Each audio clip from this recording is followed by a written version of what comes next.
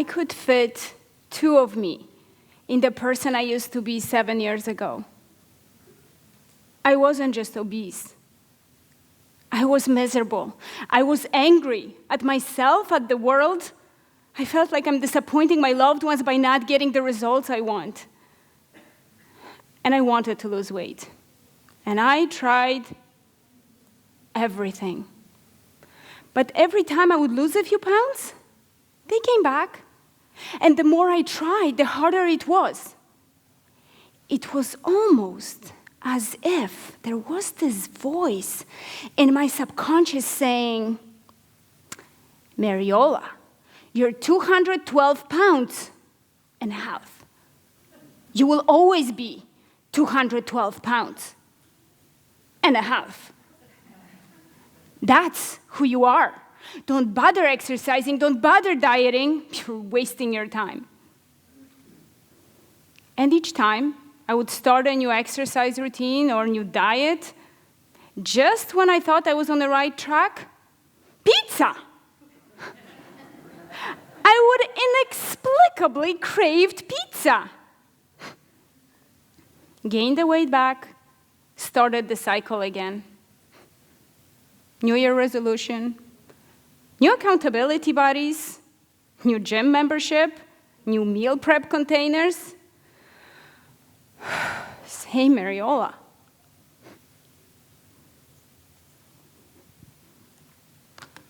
Now, financially I was okay, but not epic, not nearly at the levels that I wanted to be.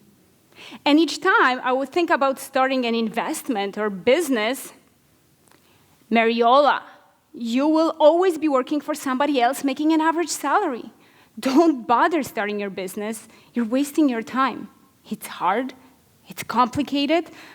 Plus, everybody knows that money can't buy happiness. Right?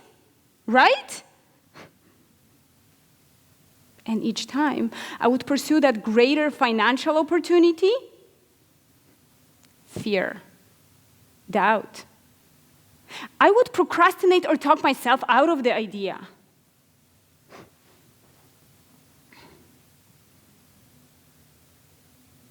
What is really going on? How do I get off of this treadmill? How do we all break this perpetual cycle, this yo-yo effect? How do we take down that inner saboteur? How do we break the old habits and create the life and the person we really want? You see, 95% of our behavior is driven by the subconscious mind. And the subconscious mind has been conditioned by our environment from the very day we were born. It's been conditioned into a very specific identity, into a very specific self-image, into a very specific definition of who we are and what we have. Now, just to be clear, the subconscious mind is not a bad cop here. It just likes the stability as it feels it will keep us safe. The neurons in your brain have been going the same way for a while now, burrowing deep neural pathways, kind of like a river in a canyon. Not easy to make a river to go around the canyon any other way. Takes effort, takes energy. So each time we consciously want to change something, this, no.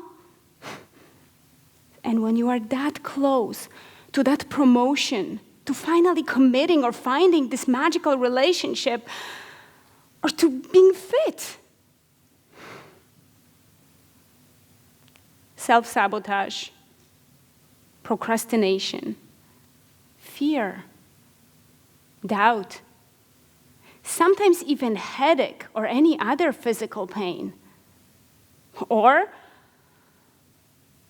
pizza. And that's what I call the pushback reflex. What you need to know is that this is normal part of the process. This is your subconscious saying, that's who you are. And the closer you get to getting that goal, the stronger the pushback. It's kind of like a thermostat. Imagine you're renting a room from the landlord, and the landlord sets up the temperature. The landlord likes it at 72 degrees. You like it at 68. Luckily for you, you have an air conditioner in the window of your room. No problem, you say. I'm just going to turn down the temperature on my air conditioner. But here is what happens. The cooler it gets in the room, the more the thermostat will tell the furnace to turn up that heat. The thermostat likes it at 72 degrees, remember? So you crank up that air conditioner, and the thermostat says, no, no, no. We're supposed to be at 72 degrees. I will just keep on turning up the heat in my furnace until, well, maybe the air conditioner draws so much power and short circuits and blows a fuse. That's the pushback reflex. The subconscious always wins. Now, we might have the conscious beliefs that we deserve magical relationships. And yes, we do want to be fit and we want to be financially successful. But the subconscious will say, no, you're big and you will always be big. Or you're skinny and you will always be skinny. Or you're an 80% student and you will always be an 80% student. Or you're an alcoholic, and you will always be an alcoholic. You will always stay consistent with this subconscious identity. And you will always listen to what that subconscious voice says, what's the norm. But who sets up what's the norm? The landlord? The thermostat?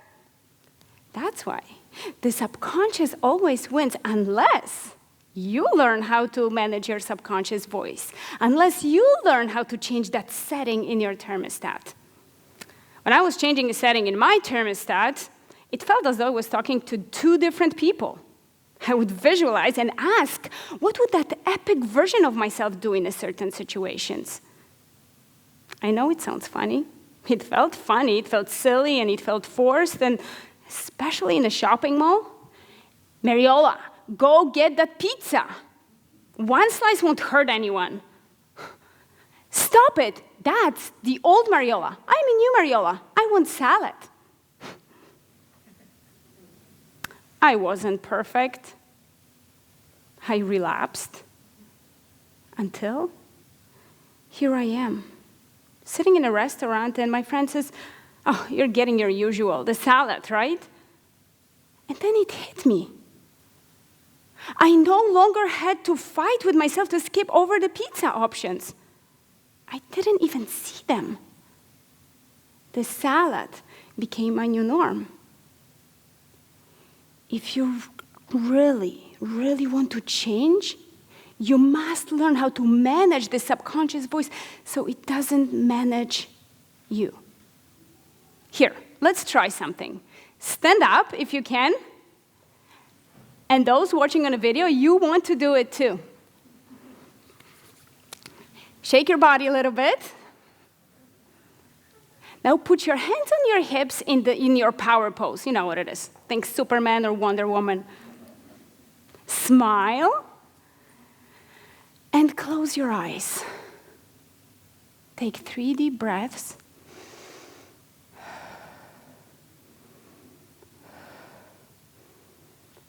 And now imagine in front of you, there is a wall.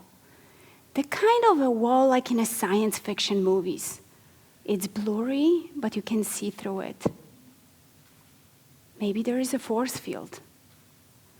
And on the other side of that wall, you see you. But it's not you that you are now. It's that new and improved you. That most epic version of you. The most wonderful version you can possibly imagine. The shape you want to be in, the clothes you wear. Imagine that big warm heart you have,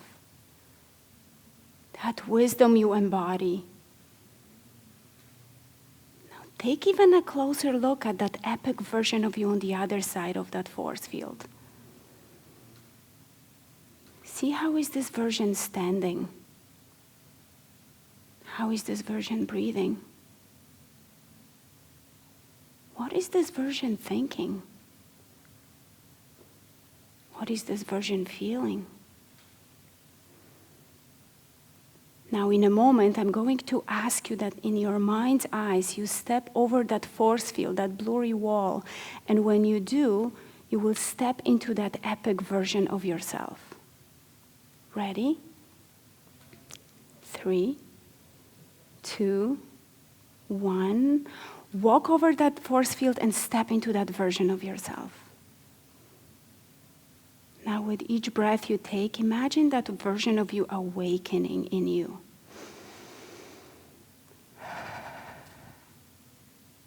You are now standing the way this version of you is standing. You are now breathing the way this version of you is breathing. You are now feeling the emotions this version of you is feeling. And you now have the thoughts this version of you has.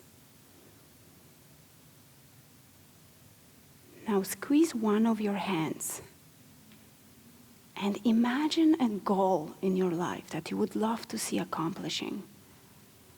A goal so big that it's so exciting, even if it's a little bit frightening. Don't think how you're going to get there. Don't think when. Just know that in this version of yourself, you will make it happen. And now think of the people you deeply care for. And the look in their eyes when they witness this epic version of you showing up for them.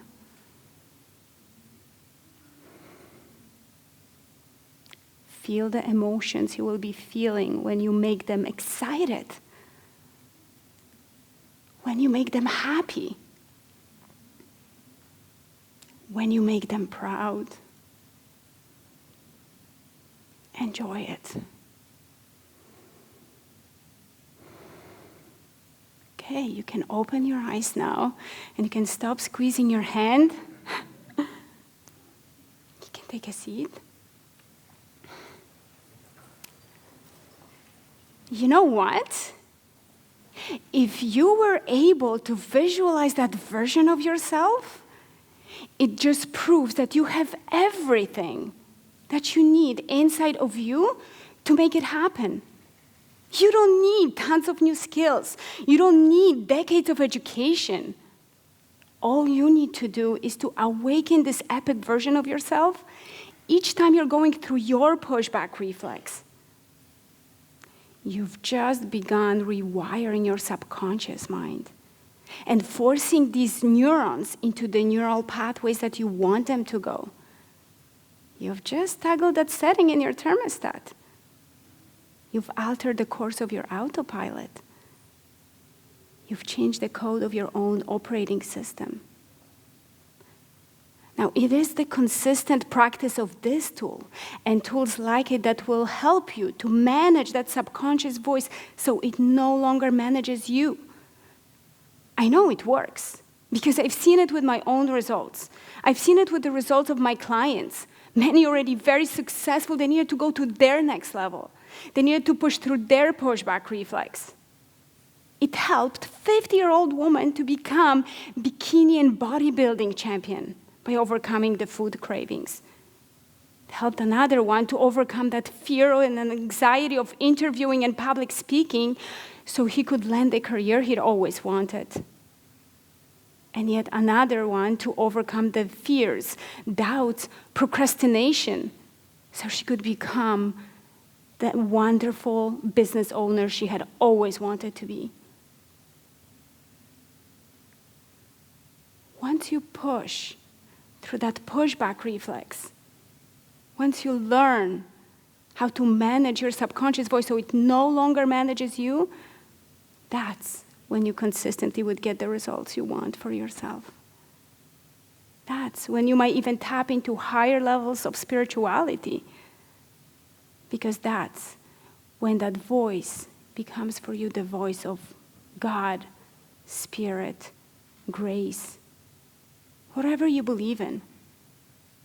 See, masters and geniuses talk about channeling that higher power while creating. That's when you're in your flow state.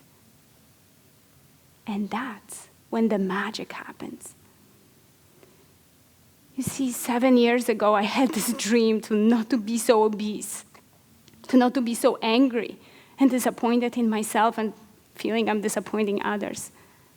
5 years ago, I had this dream to be a public speaker and share my story so I could help others. Mariola, who do you think you are to be a public speaker? With your accent? Nobody's going to listen to you. Don't even bother.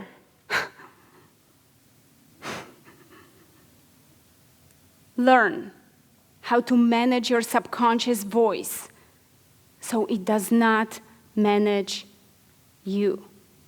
Thank you very much.